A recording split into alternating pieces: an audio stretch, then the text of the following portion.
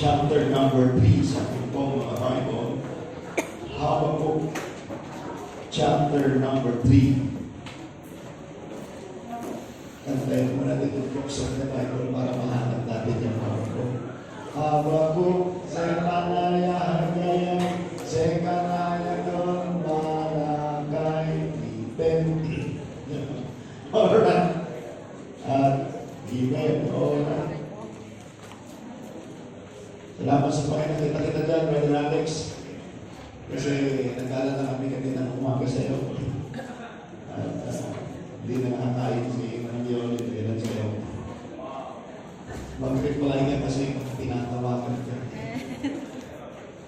Pati ako kanina, nagkahanap ako sinong tatawagan ko. Gusto ko sanang lumipat, pumunta dyan.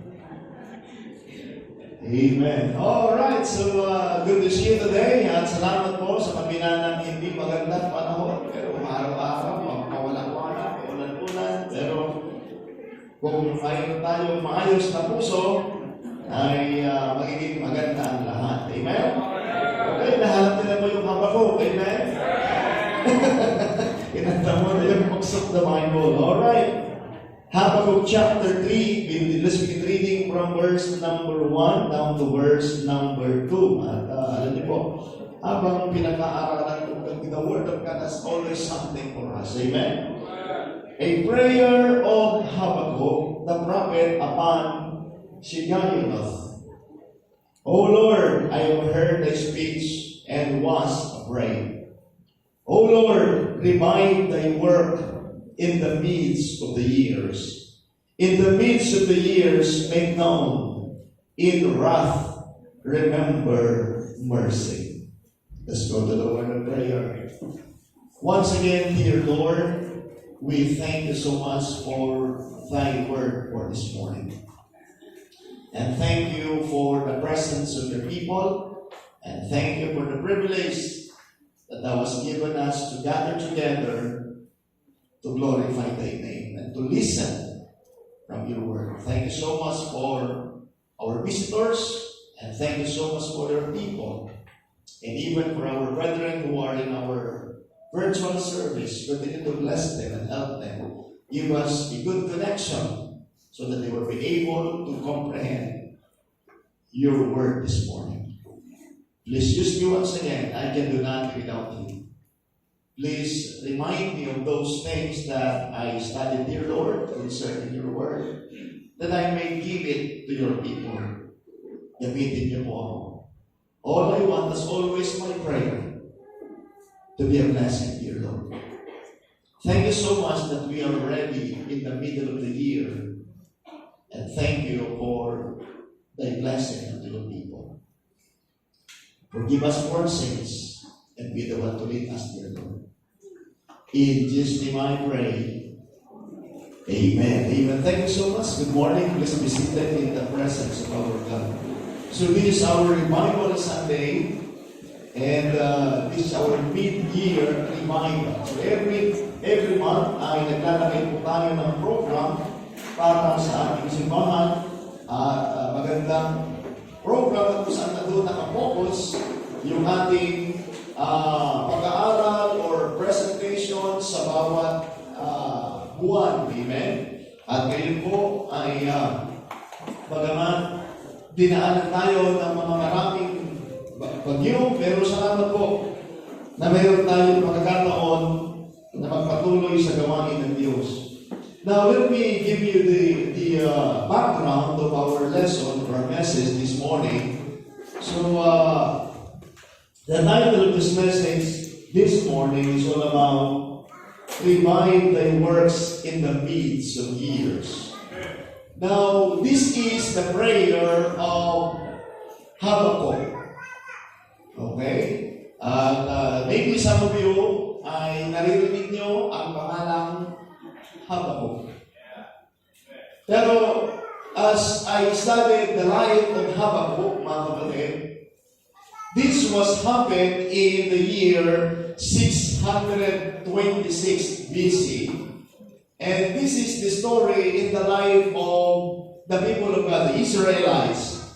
And this is 620 something, as the dates is concerned, ay tayo nagbabase lamang base doon sa mga resources na natatanggap natin mula doon sa pag-aaral, sa mga written histories na pwede nating makuhanan. So, bago dumating ang Panginoon, 626 years, ay nandito in the time of Habakkuk the prophet. Now, Habakkuk was both prophet and a priest. Okay? So, si Habakkuk ay isang prophet and also a priest. So, meaning to say, meron po siya twofold responsibility. Okay? Meron po siya twofold responsibility. Pag sinabing twofold is, siyempre, dalawa. Okay? So, twofold responsibility before God. Number one is to minister about the temple. Sapagkat siya nga po ay priest. Okay? To minister about the temple and to do the work of the Lord and also to preach righteousness. Yan po yan in the time of Habakkuk. And brethren, Habakkuk was the contemporary ng mga ilan sa mga sumusunod na mga prophet, just like Nahum, Jeremiah, and Zephaniah. And during this was happened during the reigns of King Josiah and Jehoiakim. Okay? Kung maalala niyo po, kung if you're a Bible reader, maalala niyo si King Josiah na siya po ay naging king when he was 6 years old. The youngest king, the record, sapagkat sa kapanahon po nila ay kingdom, so na talaga si King Josiah as the king when he was 6 years old. But alam niyo po ba, bagamat sa yung pinakabatang naging king, sa kanyang pagpapatuloy sa kanyang reign, mga kapatid, si King Josiah ang gumawa ng mga matitinding record ng kanyang kapanahonan na siya po ang nagbasag ng mga ribulto ng kanyang kapanahonan. Lahat ng mga high places na sinasambahan ng mga tao back in those times, sapagkat yung kasalanan ng idolatry, paulit-ulit lamang po in the history of Israel. And pinagbabagsak talaga yun, pinagkikiba lahat yun noong panahon ni King Josiah. At ang isa sa mga prophet that time, and also a priest, ay si Habakkuk. Now, balikan muna natin para magkaroon po kayo ng kaalaman para sa bagay nito dun sa prayer ni Habakkuk. At sabi ko nga po sa inyo, I have something with you about Shigayolot. Sabi ko, anong ibig sabihin dito? Matagal na ako nagbabasa ng Biblia, pero sabi ko, anong ibig sabihin dito? May sabi ko, maganda talaga pag nag-aaral ka. Sabi ko, pag nag-aaral ka, matutuwa ka talaga, mga kapatid. Amen?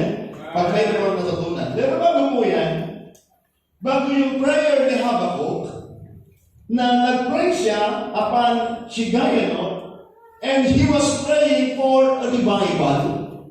Of course, pag sinabi natin, revival,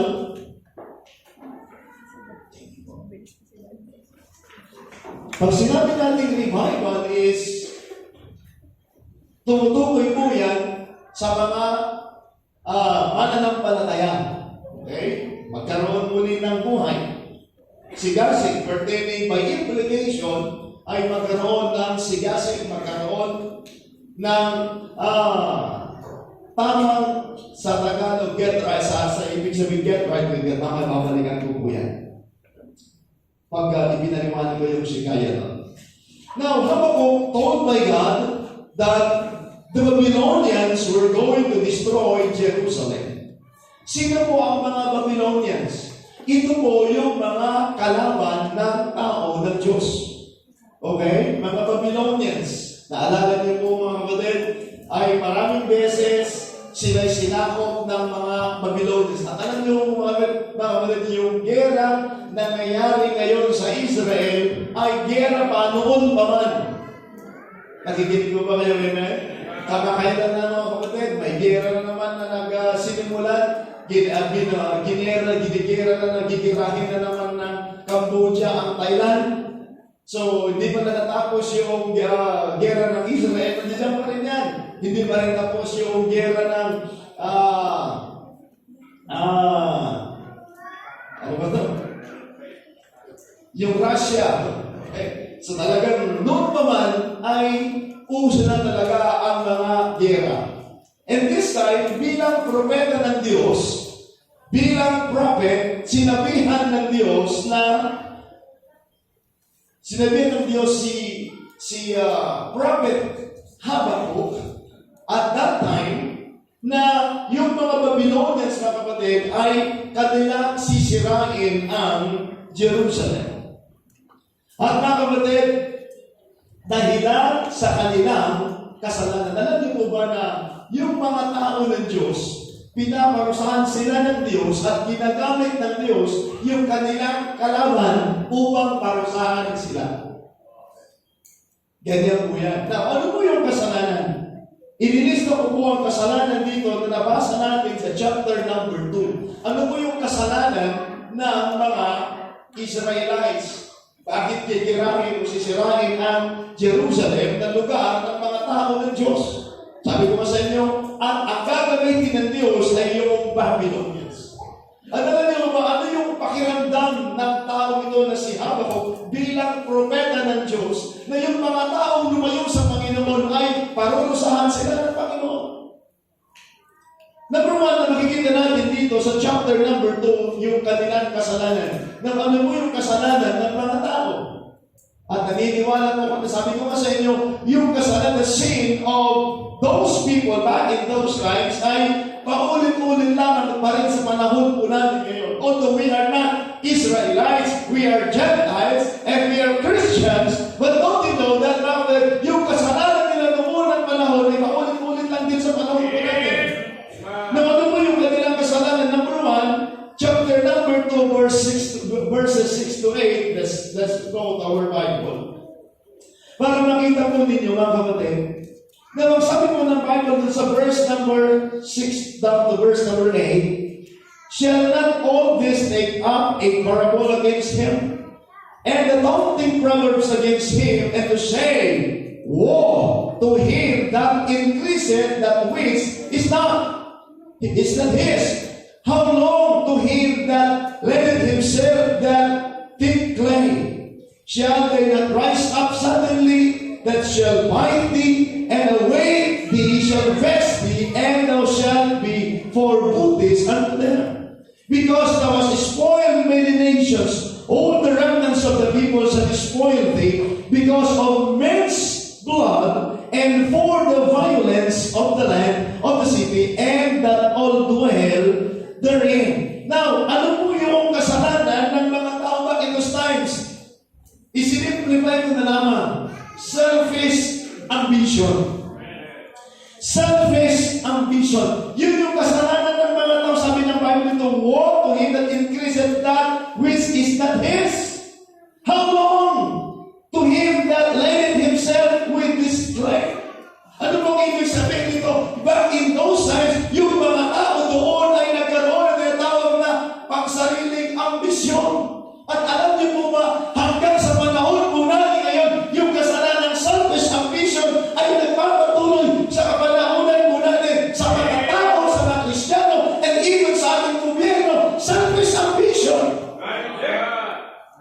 Lahat sila mayroong pansariling ambisyon, may sariling pangarap. Kaya mga kapatid, yun yung problema ng napakaraming mga tao po ngayon. At yan ang kasalanan ng mga Israelites. Bakit sila parurusahan ng Panginoon? Kaya sabi mo namin yung war. Alam niyo po ba yung word na war? It simply means, mga kapatid, kawawa ka naman. Yan ang ibig sabihin ng war. War to them. Kawawa naman kayo. Kayo mga mayroong selfish ambition. Kaya nakakalungkot na sabi ko mas even kung nangyari ito maging sa mga mananampalataya ay nagkakaroon ng selfish ambition, wala nang ibang inisip kundi ibang sarili. At alam niyo po ba, yan ang nangyayari sa ating gobyerno po ngayon. Bakit nagkakagulo sa gobyerno? Selfish ambition. Lahat sila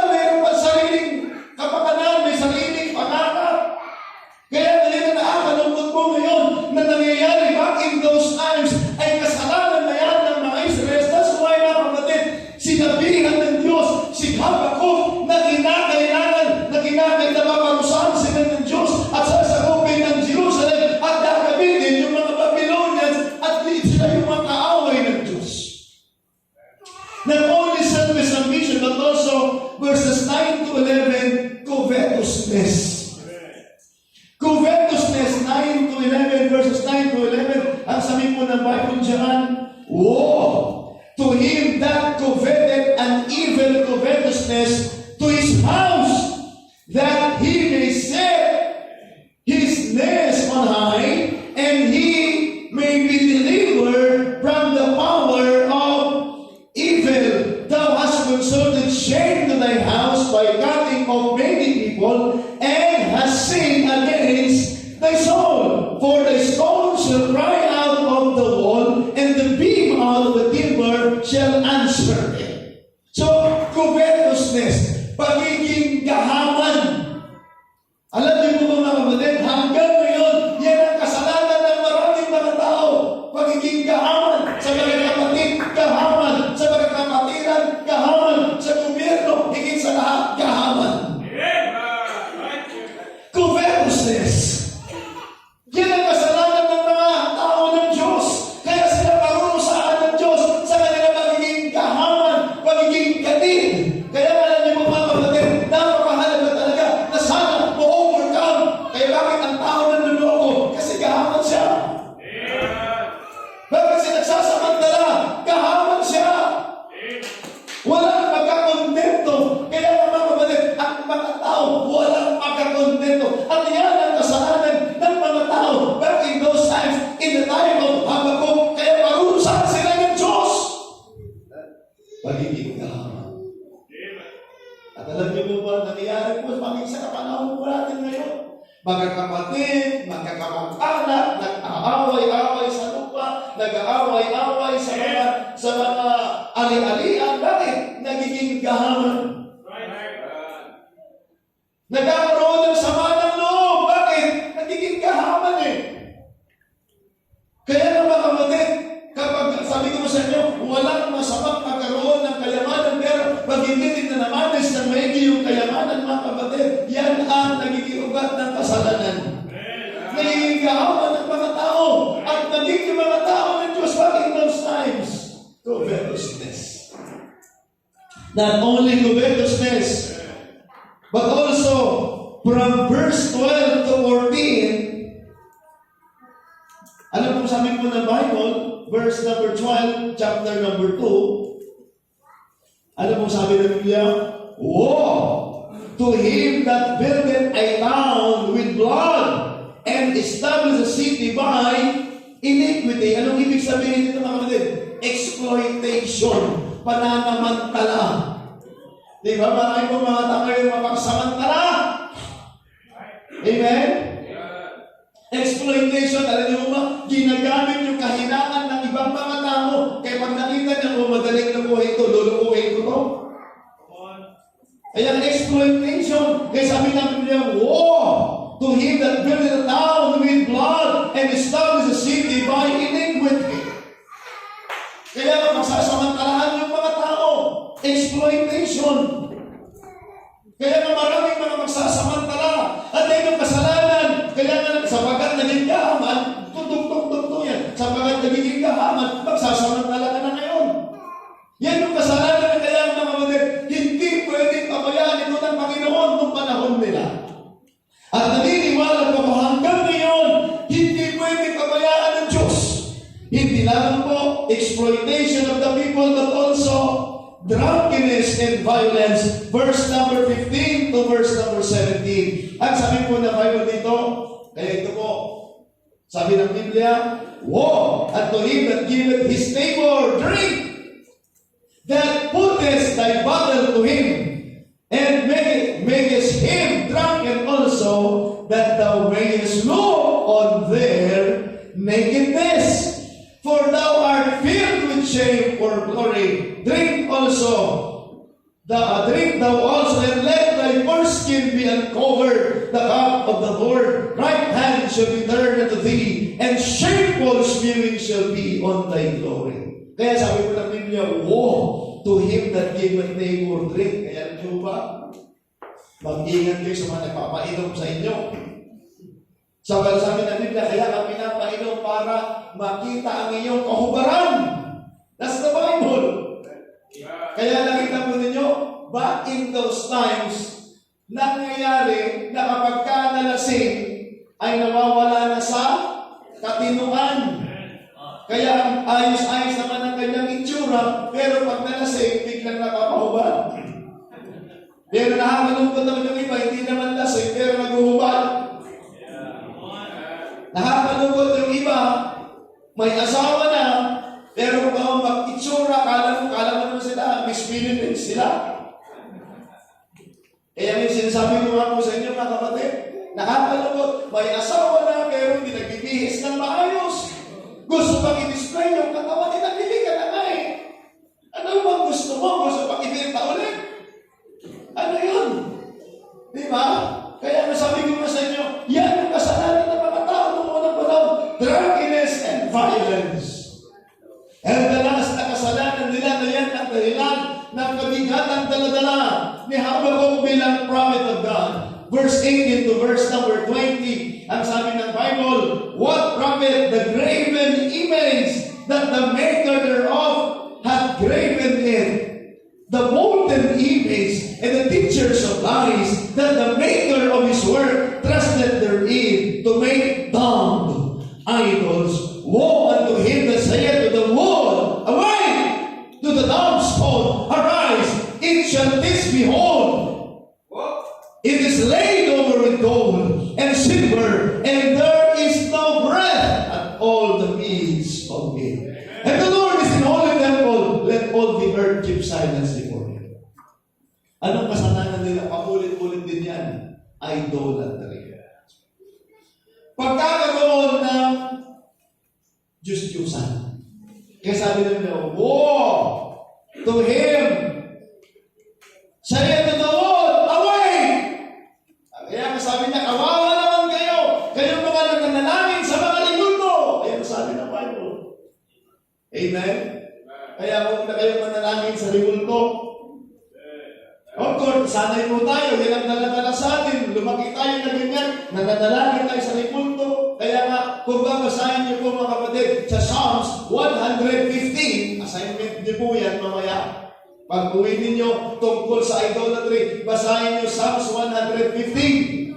Sinasabi doon sa Psalms 115, ang sabi ng Bible, mayroong bibig. Hindi nakakapagsalita. Mouth have they, but speak not. Noses have they, but smell not. Eyes have they, but they see not. That is the characteristics of the idols. That's why, brethren, yan ang paulit-ulit na kasalanan ng mga maraming tao in those times. Kaya nandoon yung kalungkutan at nandoon, mga kapatid, yung pagsabi ng Panginoon kay Habakkuk na parurusahan ng Diyos. Kaya mga yan ang manalangin ni Habakkuk mag-send ng revival. Now let's go to the word Shigayanoth. Sabi ko pambihira, what is something with these words right here? Don't you know that in the Bible ay mayroong mga tinatawag na musical term. Just like kung naririnig mo yung word na Selah. Okay? In the book of Psalms, naririnig niyo yung word na Selah. That is a musical term na ang ibig sabihin ng Selah is pause and meditate. Okay? Yan ang ibig sabihin. Every time, pag naririnig natin yung word na Selah, you need to pause and you will go into meditate. Huminto ka at mag-muni-muni. And you will go into meditate. Amen? Ginagamit mo yung word na Selah. And this time, another term for musical term is Shigayanoth. Kaya sabi ko, ulit ko, ano ang ibig sabihin? Kinakailangan, aaralin mo na naman ulit ang ibig sabihin ng word na Shigayanoth. Shigayanoth is a musical term, the Hebrew word Shigayanoth. Although it is difficult to define, probably means the song to be sung with strong condition and impassion, triumph.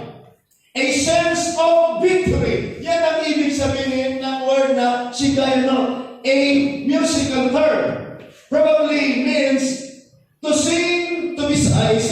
a song to be sung with strong condition and impassion, meaning to say triumph. It is a sense of victory. Okay, yan ang ibig sabihin po niyan. The word shigayot. But the question is, paano ka magkakaroon ng pagpupuri at pagtatagumpay shigayot kung ganito ang kalagayan ng maraming mga tao? Naunawaan niyo po mga kapatid? Kaya sabi ko nga, kinakailangan ulit aralin bakit kaya ganoon ang ibig sabihin ito. So ang ibig sabihin ng shigayot ay maganda. Nang ibig sabihin, ulitin ko po, sabi ko nga sa inyo, it is a difficult to define. Probably it means the song to be sung with strong condition, impression, means triumph, dapat mayroong victory. But this time, kung babalikan natin yung kalagayan ng mga tao ng Diyos, paano ka kakanta ng victory kung ikaw ay nandoon sa kalagayan ganyan na sinabihan ka ng Panginoon na ang mga tao ng Diyos ay parurusahan sa kanilang kasalanan? Naunawaan niyo po ba ito? Paano i-reconcile yun? Kaya nga, di po ba, mayroon pa rin sa pagdating sa pagkaaral ng salita ng Diyos, mayroon pa rin solving problem. Are you listening? Amen? Kaya nga, sabi ko nga sa inyo, pag pinag-aralan mo, hindi naman natin. Okay. Keep it. Mamaya na yan. Nakita niyo po, sinabihan siya ng Panginoon bilang isang propeta ng Diyos na kinakailangan sabihan niyo yung mga tao at sila'y parurusan. By the way, sabi ko nga sa inyo, back in those times, na hindi pa kompleto ang Bible, hindi pa kompleto ang Biblia, ang Panginoon ay mayroong direkta pakikipag-usap sa mga propeta ng Diyos. Naalala niyo po ba, noong si Moses ay binigyan ng instruction ng Diyos to lead the people of God. Actual na nakikipag-usap ang Diyos kay Moses. Ano sabi niya kay Moses? Moses, sabihin mo sa mga tao, sabihin mo kay Paraon. Kaya si Moses pumupunta kay Paraon upang palayain yung mga tao ng Diyos. Mayroong direktang instruction ng Diyos. And in fact, nung dumating yung pagkatapos ng panahon ni Moses, here comes Joshua. At nung patatapos ang panahon ni Joshua, nagbago ang Panginoon na naglagay ng mga judges. That's why there is a period, there's a time of judges. And after that, dumating ang pagkakataon, panahon na ng mga kings.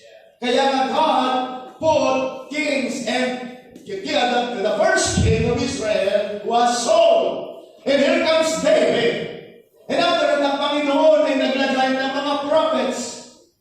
Naglagay ng mga priests para trabahuin ang mga trabaho ng Panginoon. And this time, sa panahon, kaya makikita po ninyo, kung kayo pinag-aaral sa history, mayroon pong tinatawag na 400 silent years. Back in those times, pag sinabing 400 silent years, walang direktang komunikasyon ang tao sa Diyos. Tahimik. At hindi nila naman kanilang gagawin. Kaya nagkaroon ng 400 silent years. Now, and here comes the New Testament na. Now, let's go back in the time of Habakkuk. Narito si Habakkuk, mga kapatid. Alam niya yung gagawin ng Lord. By the way, kapag ka sinabi ng Panginoon, God is always true to His Word. Are you listening, amen? Ang Panginoon, totoo siya. Kaya mga kapatid, huwag natin biniruhin ng Diyos. Ang sabi ng nila, even in the New Testament time, God is not mocked, for whatsoever is sown, then He also reap. God, He is always true to His Word. That's why ever better believe the Bible. At alam ng Panginoon, alam din ni Habakkuk yung nangyayari sa mga tao.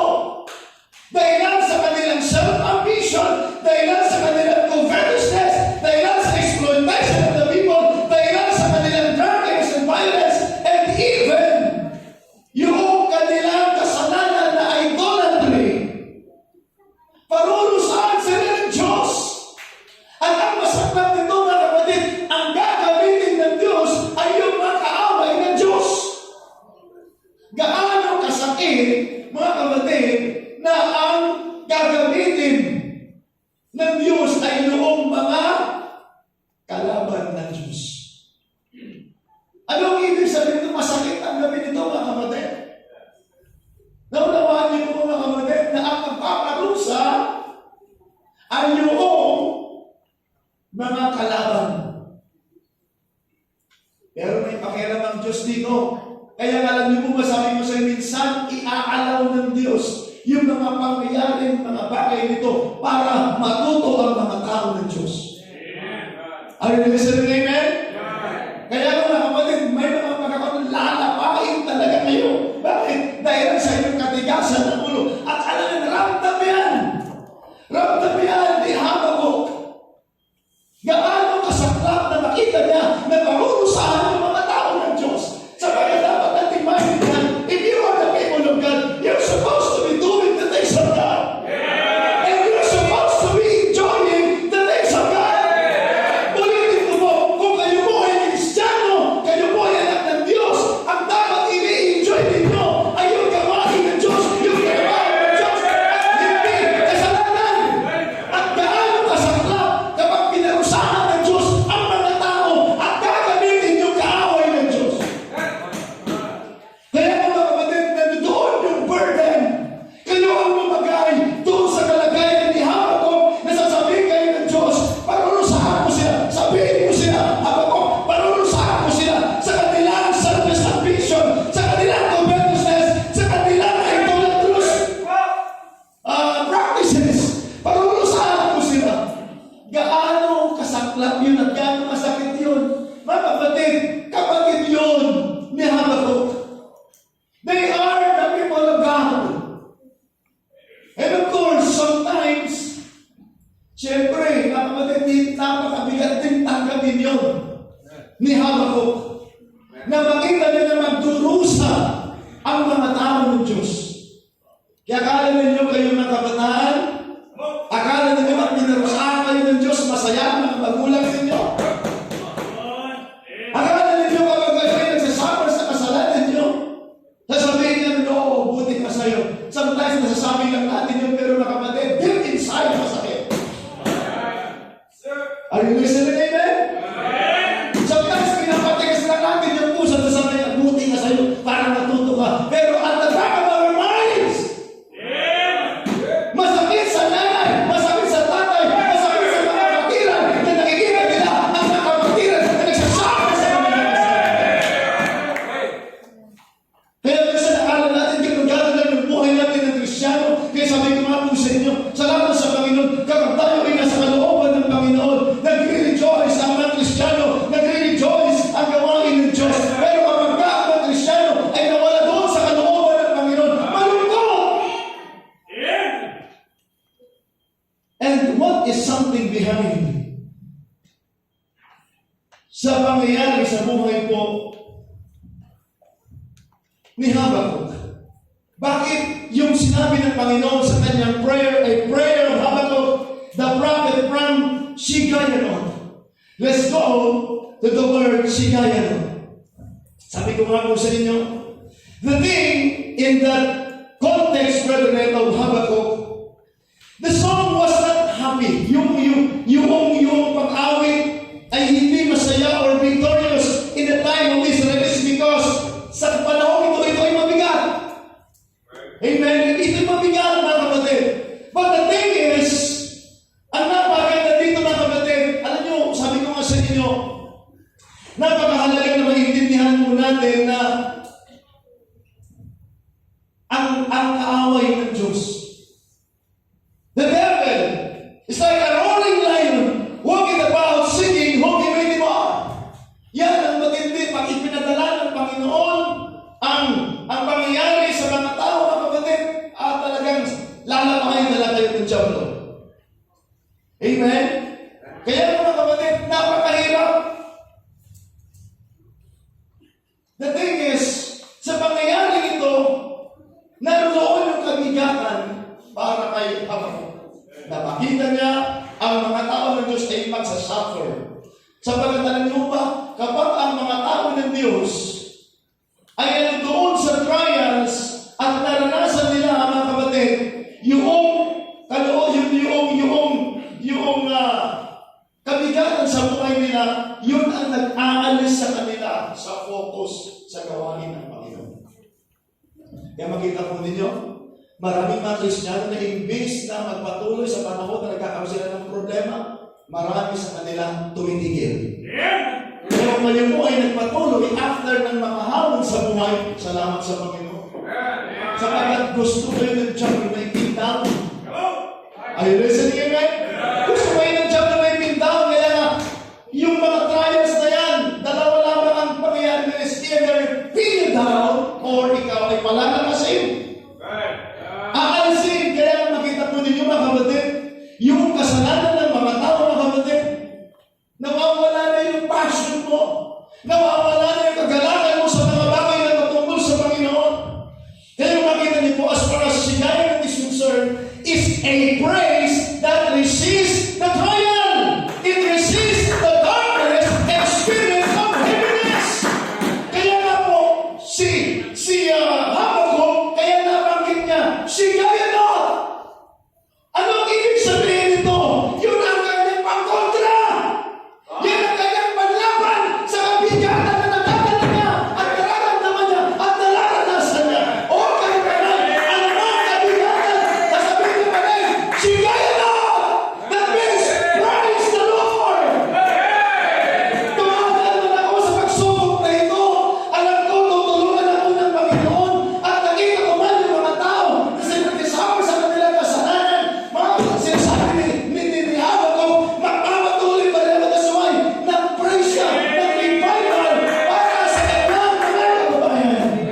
Kaya sabi niya, the prayer of Habakkuk, the prophet, among sigayon, Oh Lord, I have heard his peace, and I was afraid. Saan sila natakot? Doon sa gagawin ng Panginoon, doon sa mga tao ng Diyos.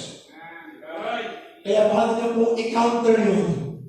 Sabi niya, sigayon. Yan! Ibig sabihin, bakit siya sabi? Sa madaling sabi pa rin, praise the Lord pa rin. Sa madaling sabi, pinapatatag niya ang kanyang sarili at sinasabi niya, ma-overcome din ito ng mga tao ng Diyos. Kaya natin niyo po mga kapatid, marami tayong mga hamon na nararanasan. Kaya nga mga kapatid, ulitin ko, the Shekinah is the praise that resists the trial. It resists the darkness and the spirit of heaviness. Na parang sinasabi na surely God will do something in this people. Kaya nga, hindi na pa rin inalis yung kanyang panalangin. Hindi na inalis yung kanyang panalangin. That is His response. His response is, sigayan na Lord. God will do something pa rin. Sabi ko sa inyo, ito dapat ay pagpupuri. Pero this time, paano ka nga magpuri mga kapatid kung nandudog ka sa kabigatan? Amen? Paano ka magpuri kung nandudog ka sa kabigatan? Kaya mga kapatid, anong ibig sabihin ng sigayan mo? Ito. Kaya sabi ko sa inyo, napaganda yung ibig sabihin nito, na ito mga kapatid ay dadalhin ang mga tao ng Diyos for maturity. Trials brings maturity. Kaya mga kapatid, kung dumaan man kayo sa trials at dumaan ka sa trials, huwag mong isipin na yan ay mapapagsak sa'yo, kundi dapat ka talagang mag-mature. Amen? Kaya maganda na mag-respond po tayo sa panahon na nakakaranas tayo ng trial. Ang ating response must be, sigayan Lord! That means maturity. We need to mature enough to overcome the problems by the grace of God. Kaya mga kapatid, napagtagumpayan niya ni Habakkuk. Napagtagumpayan niya yung kabigatan kanyang daladala. At nandoon yung kanyang pagsusumikap at pananampalataya sa Panginoon that God will do something in his life. Kaya mga kapatid, napaganda na bilang isang Kristiyano, bilang mga anak ng Diyos, it's time for us na makipag-usap tayo sa Panginoon. Let's pray God mga kapatid na ang Panginoon ang magbibigay ng comfort. Ang sabi mo ng Bible dito, a prayer of Habakkuk, the prophet about Shekinah. Oh Lord, I have heard thy speech and was afraid. Oh Lord, revive the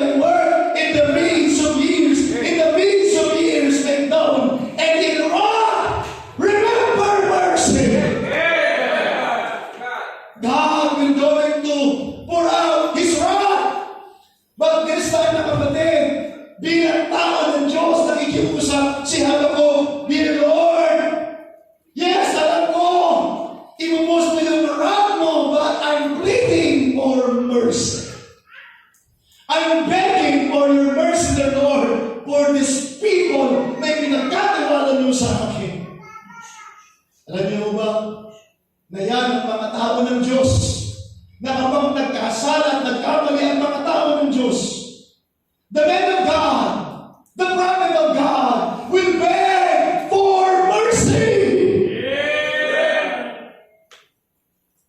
Nag-beg ng mercy, nagmamakaawa. Alam ko, Panginoon, ipumus mo yung galit mo. But sabi na in wrath, remember mercy.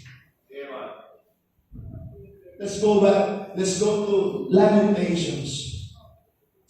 This time, yung Lamentations na this is the lamentation of Jeremiah, sapagkat si Jeremiah, kakontemporary nito si Habakkuk. Okay? Lamentation, a very familiar passage from the Word of God. Lamentations chapter 3, in verse number 22 and 23. Many times na-memorize na po yun, and sometimes ginagawa nating live verse yan, but kung ating titignan talaga mga kapatid, napakatindi nito.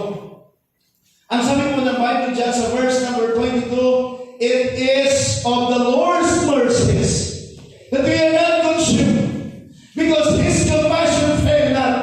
They are new every morning. Great is thy faithfulness. That is really true sa mga tao po ng Diyos.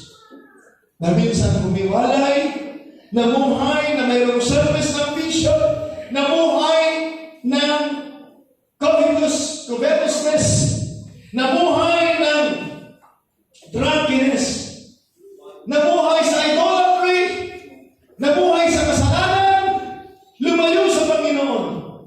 But salamat, still, nakakatanggap ng mercy ng Diyos.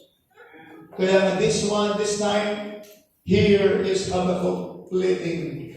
Sabi niya, in wrath, remember mercies. Revive thy works in the midst of years. Alam niyo ba, minsan ang mga Kristiyano, hindi nadi-discourage sa una. Right, sir. Kundi sa nadi-discourage sa kalagitnaan. Hindi na didiscourage sa una, sapagkat sabi niya, sa una, malamang tuloy-tuloy yan, ang bilis niyan, talagang masikasan yan. Magdama mo din sa paglimas ng panahon sa kalagitnaan.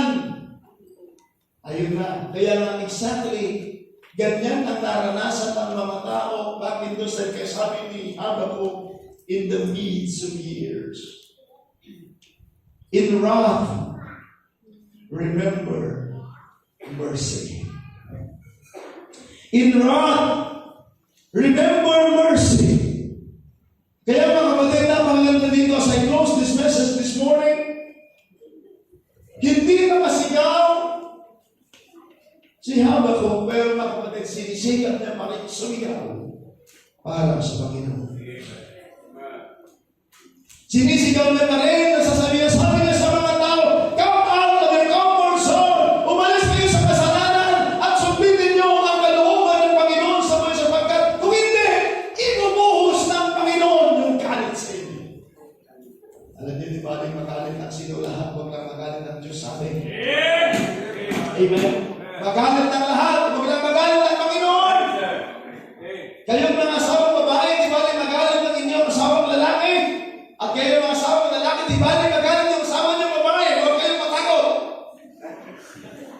Maraming beses takot na takot kayo sa sigawan ng inyong asawang babae. Di ba rin na? Huwag lang magalit ang Diyos sa inyo. Sapagkat bilang libre ng tahanan, tayo dapat ang naninindigan sa tulong at biyaya ng Panginoon. Huwag nakakalungkot ngayon sumikat ang mga babae na pilit nila, mas magagaling sila. Mga kapatid, napakahalaga na naririnig pa rin ang boses ng tatay sa tahanan. Are you listening, amen? Kaya alam niyo minsan, hindi nakakalungkot yung mga tatay, walang boses sa tahanan. Nakawag na si Commander dyan. Thank goodness. Kaya sinasabi ko nga sa inyo, huwag ninyong tatawagin Commander ang inyong asawang babae.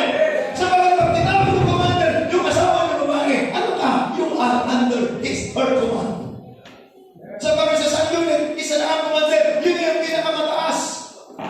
Amen? Kaya sa Pilipinas, meron tayong commander-in-chief. Sino yun? Yung presidente. At lahat yan ay under niya. Sa bawat unit mayroong commander. Kaya sa bahay natin, dapat ang commander yung tatay at hindi yung nanay. Alam ko marami din kayo mga magagandang ideas. Salamat sa inyo mga magagandang ideas, pero the leadership ay ibinigay sa lalaki. Kaya nga po ang mga lalaki dapat ay matutong mag-lead. Amen? Ang masakla, kung kayo ba, tayo bang mga lalaki, yung pasaway. Ang baginggan, pero minsan nangyayari ganyan. Kaya minsan hindi makapanindigan yung ating mga anak. Sapagat malambot yung leadership ng tatay. As I close this message this morning, si Habakuk, mga kapatid, still nandoon yung kanyang prayer para sa kanyang mga tao. Kaya sabi niya, mabigat sa kanyang kalooban at malaman na karusan sila ng Diyos. But still, nire-resist niya at ipinapakita niya na kinakailangan dapat manindigan siya bilang tao ng Diyos. Ulitin ko, sabi ko sa close, gaano masakit na makita ni Habakuk na parurusahan ang mga tao ng Diyos. Tanong, gaano din kasakit sa ating mga tatay at mga magulang na parurusahan ng Diyos yung ating mga anak dahil sa kanilang kasalanan.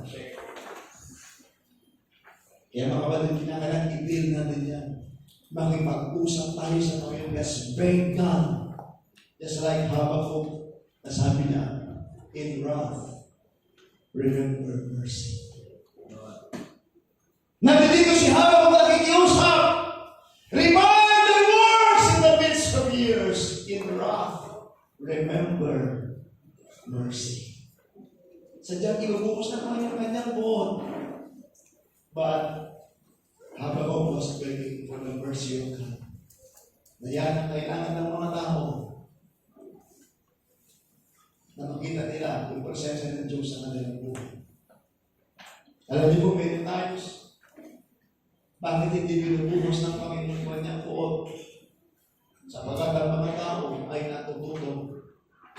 Kaya nga, mahalagang matuto tayo at i-inline natin yung ating sarili sa kalooban ng Diyos sa buhay natin. Huwag nyo lang isipin yung ating pansariling kapakanan, kundi isipin natin ang kapakanan ng iba, kapakanan ng ating pamilya, kapakanan ng ating mga mahal sa buhay. Kapag tumigil kayo sa ginagawa nyo sa buhay, anong impact niyan sa ating mga anak? Anong impact niyan? Nakilala naman yung bilang isang Kristiyano. Nakilala tayo na naglilingkod sa Panginoon. Kaya kapag nawalan tayo nakagalakit sa ginagawa natin, nasabihin nila, magaling ka lang pala sa umpisa. Kaya mga kapatid, inubuhos ng Panginoon yung galit niya sa mga tao dahil sa kanilang kasalanan. But, nandoon si Habakuk na tumatayo at nakikiusap. In wrath, remember mercy. In wrath, remember mercy. Kaya alam mo, yan ang trabaho ng Diyos, ng tao ng Diyos. Makialam. Mag-beg sa Panginoon. Yes, I know, Lord. Inubuhos mo yung wrath mo sa kanila. Parurusahan mo sila. At alam niya mo kung mangyayari sa kanila. Pero sabi niya, in wrath, remember mercy. Sa panahon na iniisip mo, ibubuhos ang Panginoon yung pukul niya sa iyo. Pero mga kapatid, let's beg God that He will give His mercy. At matuto ka doon sa pagkakamali mo and mag-recover ka. And you will go to enjoy once again the things of God. Ilan sa inyo na i-enjoy yung ginagawa niya para sa Panginoon. Pero discuss kayo na wala kayo. At pinarusahan kayo ng Diyos. But let's ask God to give us His mercy. In order for you once again, maranasan mo yung kagalakan na naglilingkod sa Panginoon. Dahil mo tayo ngayong umaga, Makipag-usap tayo sa Panginoon.